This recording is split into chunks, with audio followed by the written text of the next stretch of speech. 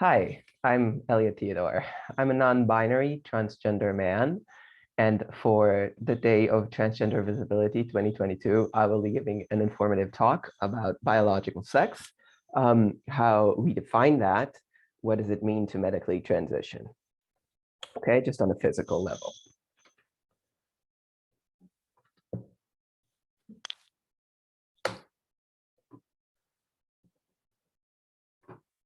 So I'm a licensed physical therapist with a master's in sports rehabilitation. I was born in Israel as a girl. And in December 2018, I migrated to Barcelona. Now, one of the reasons that I moved from Israel to Spain was that I could peacefully transition from female to male.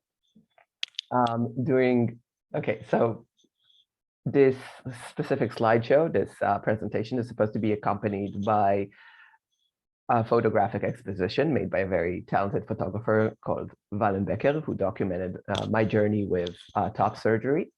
And you can find that on my Instagram. So I'm going to link to that.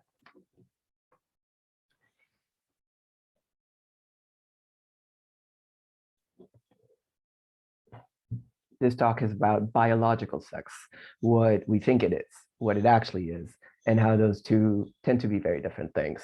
I'll explain a few terms like what it means to be transgender, cisgender, intersex, and after that, we'll go into what it means to medically transition from one gender to another, physiologically speaking. I'm going to talk about what are non-binary gender identities and do non-binary bodies also exist. To conclude, I hope we can reevaluate the concept of biological sex that we started out with and look at how these definitions serve us. Now, this is a very short, very general talk about what most people believe about biology. So if you don't believe what I say that most people believe, then that's fine. This isn't about you, okay? I don't claim to accurately represent you or any other transgender person for that matter. I represent myself, and I'm going to talk about common beliefs, okay? So, many people believe that biologically, transgender people are still the sex that they were assigned at birth, even if they transition medically, which means that they take hormones or have surgeries or other interventions. Second, they believe that biologically, non-binary doesn't exist and that everyone is either completely male or completely female. Both of these statements are actually false. Here's why. So contrary to popular belief, biological sex doesn't have a single clear-cut definition. It is rather defined differently for different purposes. So the universal definition is the one used to determine the sex of all organisms we currently know to reproduce sexually. So counterintuitively, it actually only defines female as an organism capable of producing large gametes, like eggs, ovules, and male as capable of producing small gametes, like sperm.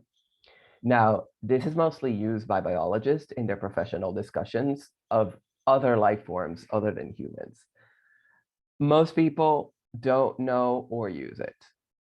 It is counterintuitive to us because, according to this logic, people who are incapable of producing eggs or sperm shouldn't have sex. Also, there's a lot of other traits that we feel should be included in the definition of sex that are not there. So in humans, we actually use a few definitions. The most commonly known and used, which is the one that's relevant here, includes the following 5 categories. So primary sex characteristics, which are the interior and exterior genital structures present at birth. So vagina, ovaries, penis, and testes. Gonadal sex, which is the presence of ovarian or testicular tissue, which produces eggs or sperm. So does your body make eggs? Does your body make sperm? Or neither, or both? Endocrinological sex. So that is what sex hormones are prevalent in the body, mainly estrogens versus testosterones. So secondary sex characteristics, which develop during puberty, according to which sex hormones are produced by the gonads. That's the more visible stuff. So body hair, or the lack thereof, muscle mass, where does it accumulate in terms of fat distribution, breasts, height, hip versus shoulder ratio, facial bone structure, sweat gland activation, and more. Okay. So that's the stuff that you look at someone and you just see how much muscle, how much body hair do they have, where is their fat located, do they have breasts, what size the breasts are, how tall they are. All right. Now, chromosomal sex or genetic makeup is the last component, and it's typically XX in females and typically XY in males. Now, doctors assign biological sex by looking at a baby's exterior genitals. They don't actually determine it by other means if the genitals appear normal. So most likely, doctors don't actually do a karyotype on a baby unless there's a very good reason to do so. So gender is the social and cultural aspects attributed to being masculine or feminine in society, okay? So traditional binary gender roles are woman and man. We also have non-binary genders, and traditional third genders have existed throughout history, such as in some Native American cultures, as in Two-Spirit, Albanian culture, I think it's called Burnesha, and some Indian cultures have the Hijra, okay? So modern society, Western society has non-binary genders, and traditional societies have had different gender roles apart from man and woman, but man and woman are the binary two large gender roles that exist in all societies. Okay, now gender identity is an individual's gender as they know it to be, and it doesn't have anything to do with what sex they were assigned at birth.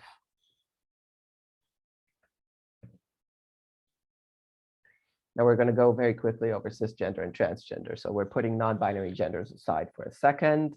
We'll go back to them, okay? So cisgender is when your gender, man or woman, coincides with the sex you were assigned at birth, so female or male. Transgender is when your gender, so woman or man, does not coincide with the sex you were assigned at birth, female or male. So I, for example, was assigned female at birth, but my gender is not woman. Not all transgender people transition medically or socially, and it isn't the act of transitioning that makes a person transgender. Now, intersex individuals are those whose bodies at birth are not exclusively male or female. There are many intersex conditions that result in different combinations of physical male and female traits, like ambiguous reproductive anatomy, mixed hormones, or even mosaic chromosomes, where some cells are XX and some cells are XY. Now, some of those conditions are so apparent that doctors cannot clearly assign the sex at birth and require further testing. Others are so unapparent that a person might never even know they were intersex and that they had intersex anatomy. Intersex is a spectrum, and even doctors don't agree on a single definition for what goes on that spectrum. Intersex people can then be cisgender, transgender, or non-binary according to how they feel towards the gender they were eventually assigned at birth. Now, sorry about that. It's kind of chilly where I'm at. So non-binary is when your gender isn't exclusively man or woman. For example, you're a bit of both, you're somewhere in the middle, you're sometimes this and sometimes that, you are neither, etc. Now, the meaning can vary from individual to individual. So, for example, I see myself as historically non-binary because I don't feel that I actually always was a boy, but rather I think of myself as someone who was a girl for the beginning of my life and then lived for a few years in the middle, and now I am a boy. So I also see myself as sexually non-binary because I don't feel like a boy or a girl sexually. And if anybody treats me as a girl or a boy in bed, it kind of turns me off and I can't be sexual with them. Now, these are my private definitions and they are valid for me. I don't claim to speak for other non-binary people. And the definition can vary very much from one non-binary person to another. So don't expect other non-binary people to define themselves in the same terms that I do. They could do so in other terms. Now, a non-binary person might also consider themselves transgender, like I do, or not. They might choose to transition to the extent of their liking or not. And this transition can be medical or social or both. Now, an androgynous appearance doesn't make a person non-binary, and a non-binary person doesn't necessarily strive to look androgynous. Now, medical transition includes all the physical interventions that a person might undergo to change the sex aspects of their body away from the body they were assigned at birth. Now, a person might undergo any number of these interventions or not, according to their particular wishes, resources, and health. By the way, cisgender people also do things to feel more masculine or feminine, like do their nails, or grow a beard, or go to the gym, take steroids, or do laser hair removal. And yes, even undergo surgery on their chest, face, and genitals. This is also a gender-affirming procedure when you get it done in order to achieve a physical body that makes you feel masculine or feminine enough. Now, these similarities are very rarely talked about, but really, what's the difference? Now, this here is two kinds of penis construction surgeries, okay? Phalloplasty and metodoplasty. So what can you get done? Primary sex characteristics. It is surgically possible to make a vagina and a labia into a penis and scrotum, and vice versa, and to remove the uterus, of course, gonadal sex. Functioning testes and ovaries can be surgically removed, but not implanted. So we can't give you the opposite sex fertility. Now, endocrinological sex, excuse my French, HRT or hormone replacement therapy, that's a huge cornerstone for transgender medical transition. Testosterone can be blocked or externally administered. Now that means that you can lower or raise your testosterone levels artificially. Feminizing hormones, mainly estrogens and progesterones, can be externally administered. You don't need to block them. If you take enough testosterone, they just are not as significant in what happens with your body. This affects skin and sweat glands, breasts, and clitoral penile size and function, hair growth and hair loss, fat distribution, muscle mass, fertility, mostly by taking away fertility. Your vocal cords, when you go from female to male, are going to get thicker and you're going to get a lower voice. And many, many, many, many other changes. Now, some changes are completely reversible, like muscle mass, and some are irreversible, like voice and hair changes. So I have this voice for life. Okay, so secondary sex characteristics are mostly changed by HRT, hormonal replacement therapy, or surgery. So you can also do surgery for voice pitch, breasts, facial bone structure, and hairline, okay? And that is feminizing or masculinizing surgery. Height and hip bone geometry can be altered when hormonal intervention is in early puberty, but it cannot be reversed once set. So if you give a female adolescent male hormones early enough, they will develop male height and male hips. Now, chromosomal sex, that cannot be altered. All right, we are through with the introduction. Let's get to the good stuff. A false and common belief is that female and male are opposite categories and that human bodies are exclusively female or exclusively male. Binary means either or. It means that there are only two categories. And if you're in one, you're not in the other. That these categories don't have a shared middle ground. They don't overlap. So for example, that would mean that to have a female body would mean to have a body that all its traits be uniquely female. So primary and secondary sex characteristics, external and internal anatomy, gonads, hormones, and chromosomes. This isn't actually true for most people. So first of all, intersex bodies present by definition a mix of female and male traits. Intersex is not a rare phenomenon. 1.7% of the population is thought to be intersex. And this is probably an underestimation because it's about because it's not something that we test for vigorously. Now, 1.7% is about as rare as being a redhead. So if you've met a redhead in your life, chances are you've met an intersex person. It is not in itself a pathology, and it doesn't need correction if the individual does not desire it.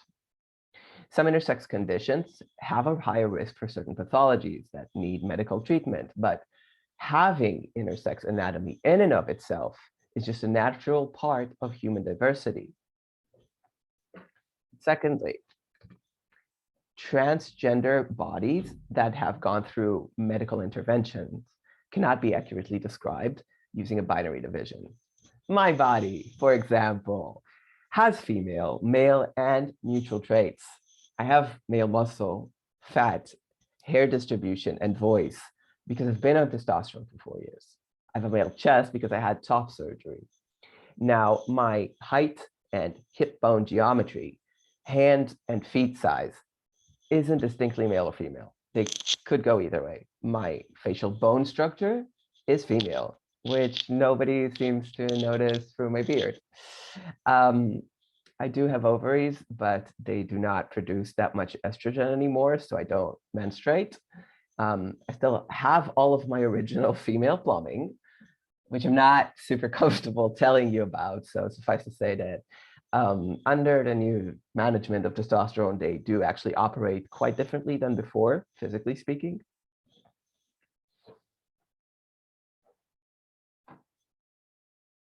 So what about non-intersex, cisgender, normal individuals? Now, normal here is a numerical definition. It is not an ethical judgment. All it means is that numerically, most people are like this. They're not going to be intersex and they're not going to be transgender.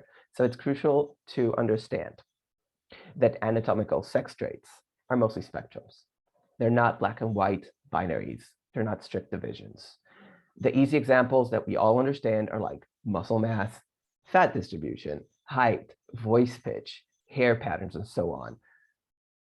But breasts, penises, clitorises, scrotums, labia, gonads, they are also spectrums. All of these vary in size and shape and morphology, even in typical male and typically female individuals. If you close your eyes and think about your past lovers, can you or can you not distinguish between what their body looked like naked? Maybe because their genitals were different enough, also, amongst other things that were different about them, and you could probably recognize which was whose. Lots of variation in nature. Now, even chromosomes have variations. XX and XY, yes, but also single X, XXY, and mosaic chromosomes. Nature doesn't draw a line between male, female, and intersex. Human definitions do, and they do not even do so consistently. For most traits, male and female are statistical ranges with some overlap, not mutually exclusive opposites.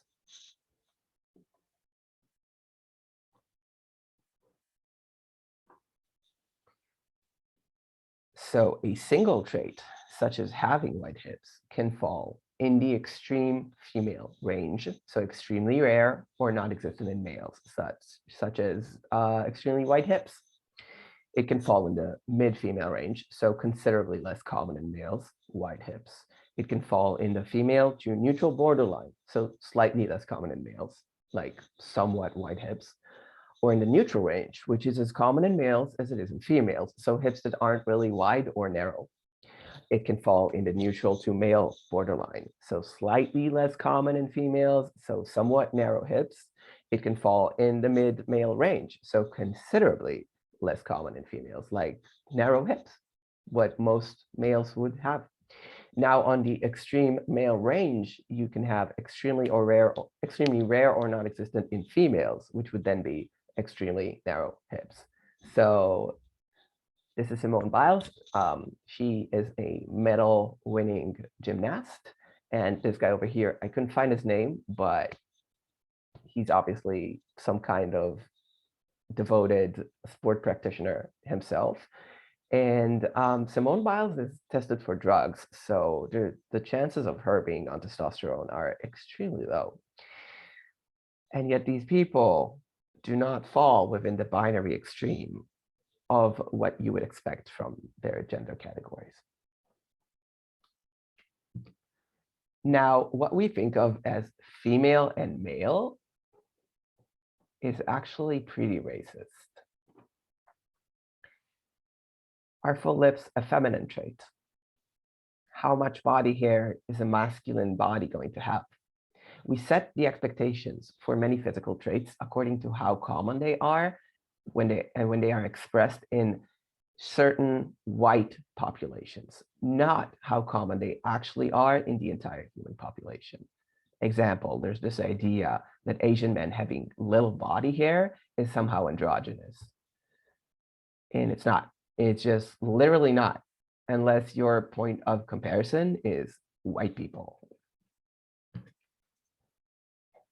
What does it even statistically mean to be binary male or female? Now, there's a lot of sex characteristics. Each of it has its own spectrum and dispersion pattern on that spectrum. Now, to be exclusively male, for example, you would have to have every single trait on those be in the extreme male range. So just the way statistics work, the more items you put on the list, the less probable it is that all of them are going to be in the extreme range, because the probability of being in the extreme range is actually low. It's like trying to roll 6 on a dice. So the probability of you rolling 6 on a dice is rare enough the first time. But to roll 6s on a dice several consecutive times is much, much, much more rare. All right, so the more traits you put on the list, the less likely it is that they're all going to be in the extreme. And there's a lot of traits. Now, there's one, okay, so even the extreme male range isn't really all of that exclusively male. Think of the men you know, okay? How many of them don't have a single physical trait that a single female person could also have?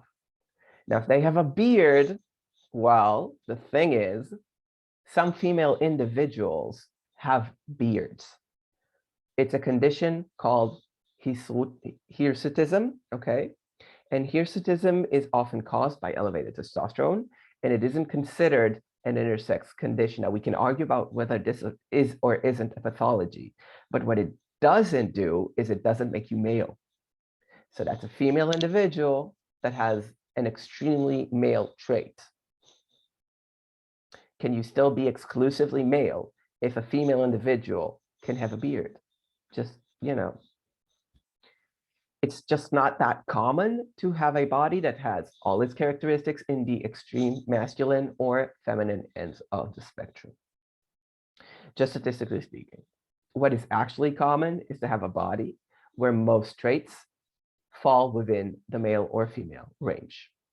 And some traits are going to fall within the neutral, as in shared range, or even in the opposite range, like we see this beautiful lady here who has one of her characteristics fall within the other range.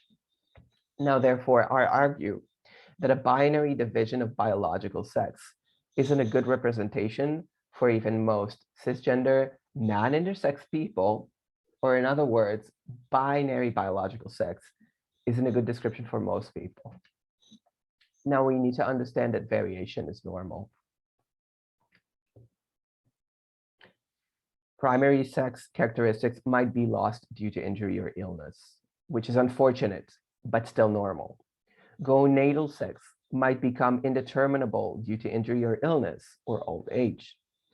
Hormone levels have a large range of variation anyway. They might be altered due to injury or disease, and they change throughout the course of life in healthy adults and non-healthy adults. You don't have them when you're prepubescent, and at a certain point in life, you either something happens or you stop producing them naturally. Most sex characteristics can be altered. Permanent body hair removal is like a common example. We play with this stuff quite a lot. Okay, let's do this. Now, XX chromosomes is supposed to be a typical female body. XY chromosome is supposed to be a typical male body. Okay, now let's look at some normal variation, something that can happen. So a cisgender non-intersex normal woman might have PCOS, which is a very common medical condition that affects the ovaries and hormone levels, but is not considered intersex. It's called polycystic ovarian syndrome. So she might not menstruate due to the polycystic ovarian syndrome. She might have had to have her uterus removed due to cancer or complications of PCOS. She might be tall with large hands due to her genetics. So her primary sex characteristics and her gonadal sex is not typically female. She has elevated testosterone levels due to the PCOS. So that is just part of what it means to what it could mean to have PCOS. So her hormonal sex makeup, her endocrinological sex is not typically female. She might be a devoted swimmer, carrying a lot of her muscle in her shoulder. And she might have thinner hair with a slightly receded hairline. She might have smaller breasts and a neutral voice just due to her genetics. So her secondary sex characteristics are not markedly female either. She might not remove any of her body hair, but she will have XX chromosomes.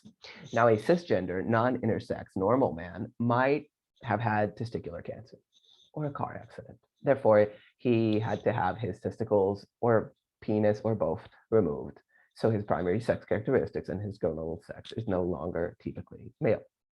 He might have low testosterone levels because he isn't producing testosterone, and he is on a very low dose of HRT because it's giving him side effects. Could happen. He might be short, and he might have a head full of very thick hair with very little facial hair and a neutral voice pitch. This is actually quite a common combination in some ethnicities. Now, he might not be physically active with very little muscle, therefore. And he might be somewhat overweight, which tends to go with having low testosterone levels and not being physically active. There's a certain correlation. And this weight, he might carry some of it in his hips, and he might even develop gynecomastia, which is the development of male breasts. He could have had what little body hair he had to begin with permanently removed with laser treatments. Now, some people do that, but his chromosomes are XY. So a binary description of the biology of these two individuals as exclusively female and exclusively male is at best inaccurate, because the person who's supposed to be exclusively female presents with many traits that we would expect to find in a male body, and vice versa.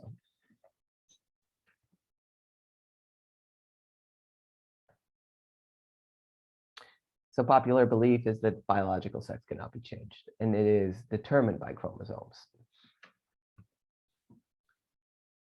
Actually, all aspects of sex but chromosomes can be changed if you start early enough. And chromosomes are very rarely known or actually used to determine sex, even in medical interactions. Now, it is common for individuals to have bodies where not all physical traits align to the extreme of one sex category, or even check all the boxes for that category. This can be congenital or acquired, and it's true for everyone, for cisgender, for transgender, for intersex individuals. This is Kim Jong-un, the Supreme Leader of North Korea, and Kathleen Genevieve Ledecky, who is currently the best US swimmer on the Olympic swimming team. Okay. I'm gonna put myself over here. Therefore, I argue that we actually use biological sex as a belief system, not a scientific system. To conclude, I would like to point out some of the inconsistencies in how we use biological binary sex.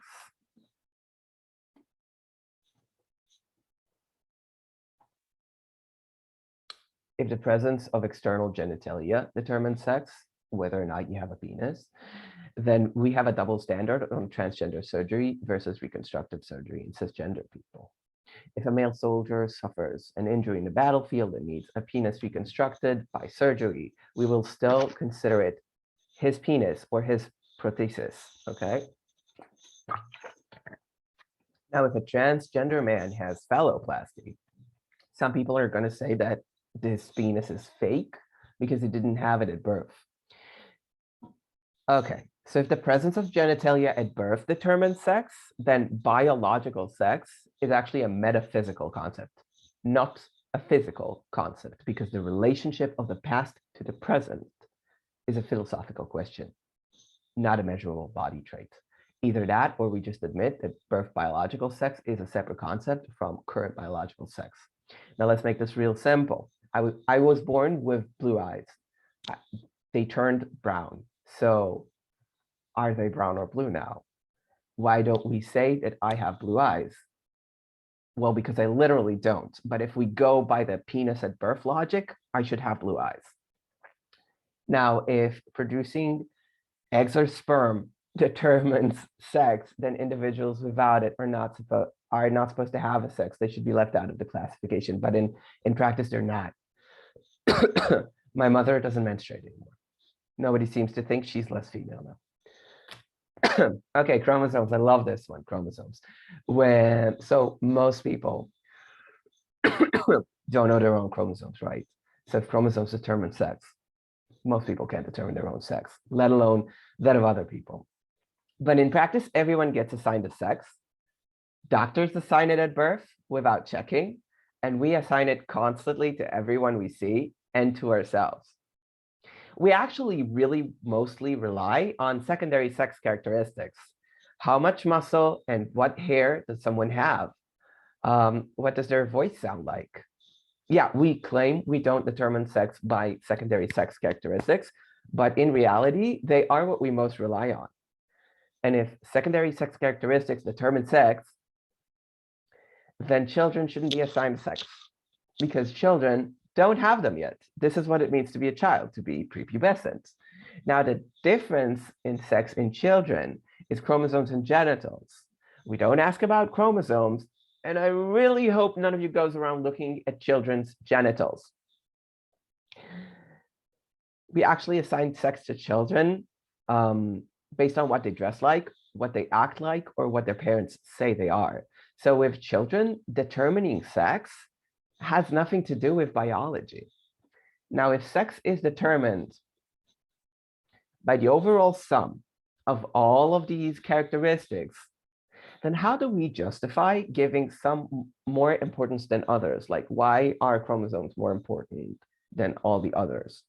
How is it medically adequate to screen for cancer using a classification system where an individual can literally have all the traits for group A, but still be classified as group B based on a single invisible trait assumed to be normal, but never tested?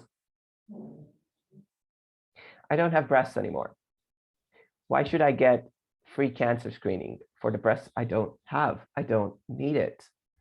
But a trans woman on hormone therapy, she could have breasts and she's going to need cancer screening. Now, it doesn't make sense to do it the way we do it. Wouldn't it make a lot more sense to just screen for breast cancer in people that have breasts?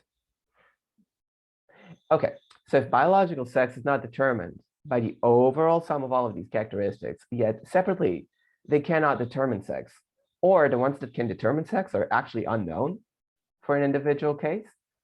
Why are all these characteristics included in the concept? Is biological sex supposed to be just a description of how bodies are? Or is it a description of how bodies should be? So if it's a description of how bodies are, it's a bad description. Why is it assumed to be unchangeable when reality, in fact, changes quite a lot? Why is it a strict binary when reality is mostly non-binary most of the time? If it's a prescriptive concept, why don't we all know our chromosomes? If it's a description of how bodies should be, why don't we then correct bodies according to what chromosomes they have? Biological sex is a scientific concept, but we use it socially, inaccurately, and in very weird ways. Bodies in biology are not usually binary, but we pretend that they always are. It's just not a useful classification system for transgender, for intersex people, nor an accurate one for most people. The binary division into male and female is accompanied by the false expectation that bodies normally have all the traits be exclusively feminine or exclusively masculine. This is an oversimplification that is neither helpful nor generally true. And as it is statistically normal for a single body to present with traits that fall in different places on the female neutral male spectrum. In reality, sex biology can be much more accurately described as non-binary with two large diffused clusters that partially overlap in a neutral zone. This leads to social discrimination by the denial of legal rights, the denial of access to resources, persecution, and violence. Intersex people are often forced to undergo surgery and hormone supplementation they don't want or require, while transgender people are denied treatment that they desperately need.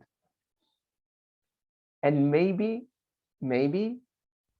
the worst, because numerically it affects the largest amount of people, is that everyone just feels that their normally variant body is abnormal. All right. Thank you very much for paying all this attention to me. I will take questions as long as they're made in good faith, and I will not answer any questions about my genitals. Thank you so much. Have a great Transgender Day of Visibility.